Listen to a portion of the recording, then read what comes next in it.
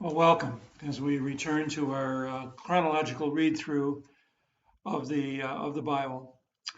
When we left Jacob yesterday, he and Laban had worked through their differences and they were each going their own way in peace. But Jacob's troubles are far from over. He's returning to his father's house and Esau. It has been 20 some years since he left, but Isaac has no way of knowing what Esau's disposition will be when he returns. So when we begin our reading today in chapter 32, we're greeted by two short verses that note that Isaac is met by angels of God on his journey. This marks his return to the promised land, just as his dream of the angels at Bethel marked his departure from the promised land. He names this place as well, and it will eventually become the city of Gad. So there's certainly history behind all of these. But as Jacob contemplates now meeting Esau, he sends messengers to Esau. He sends messengers ahead to Esau to tell Esau that he's returning from his sojourn to their uncle Laban's and that he's seeking Esau's favor. The messengers return with only the word that Esau and 400 men are coming to meet him. They don't have a message directly from Esau himself. So Jacob fears the worst, and he divides all he has into two camps in hopes of better being able to survive some kind of an attack. He prays to God for deliverance from the hand of his brother Esau, reminding God that God had promised him this land and God had promised him descendants beyond number. So Jacob then arranges a gift for Esau in hopes of appeasing him if he's still angry. He sends ahead a total of 550 animals. That's a considerable amount. He sends them in 3 waves. And they're doubly valuable because there are more females in these groups of animals than there are males. Then Jacob spends the night alone. During the night, Jacob wrestles with a man.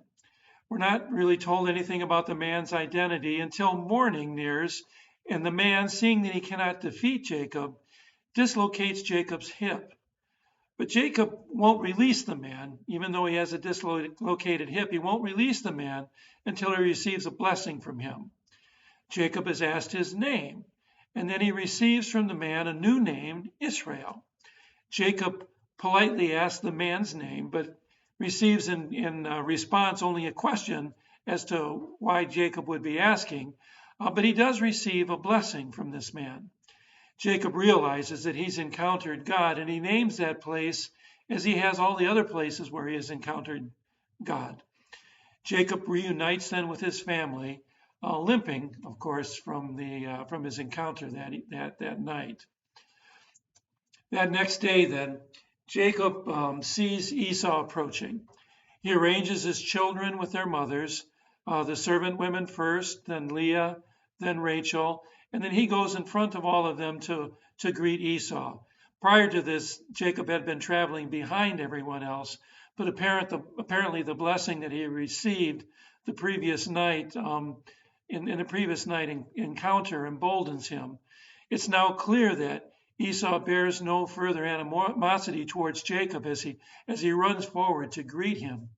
Esau asks questions about Jacob's family and the gifts that Jacob had sent ahead.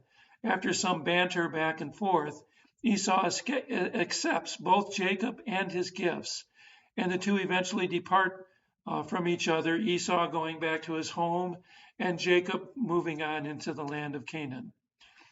Eventually, Jacob settles near Shechem and builds an altar there, fulfilling the vow that he had made to worship God if he is brought home, if he is brought home to his homeland. So Jacob lives in the area of Shechem for a long time. At one point, his daughter Dinah, whose mother is Leah, was raped by the son of the leader of Shechem. Jacob's own response was passive. So his sons take it on themselves to avenge their sister's defilement by agreeing to allow her to marry the man who had defiled her, but only if the men of Shechem submitted to circumcision, which amazingly they do. while they're healing from their circumcisions, Simon and Levi, two of the full-blooded brothers of Dinah, kill the men and take Dinah and the wives and the wives of those men and their children and their livestock. They take all of that, basically the spoils. When Jacob confronts them about what they have done, the rift in the family that's caused by Jacob's lack of love for Leah just comes bursting forth to the foreground. And they effectively tell Jacob that they had to do this because Jacob didn't care for her, and by extension, didn't care for them. In other words, they had to fix this because Jacob wouldn't. One note, I guess I would say, one note on this whole sorry state of affairs. In addition to all the other obvious sins, the son of Isaac used God's holy institution of circumcision to allow them to massacre the men of Shechem. It's almost like someone using baptism by immersion as a pretext for actually drowning a person that they have a bone to pick with. While zeal and righteousness is proper, certainly they had a right to be upset and angered and to seek some sort of justice for Dinah's rape. The brothers use that pretext while they needed to approach this with moderation and with an appropriate handling of the situation, not to use God's gift of circumcision to allow them to punish Dinah's, the perpetrators of Dinah's situation as they saw fit. The end does not justify the means. The end, actually, the means must be as righteous as the intended end is. So with that, we leave this particular reading, and then we will gather again tomorrow as we see where things go from here. May God be with you and bless you. I pray that your reading is a blessing to you, and I look forward to meeting with you again tomorrow.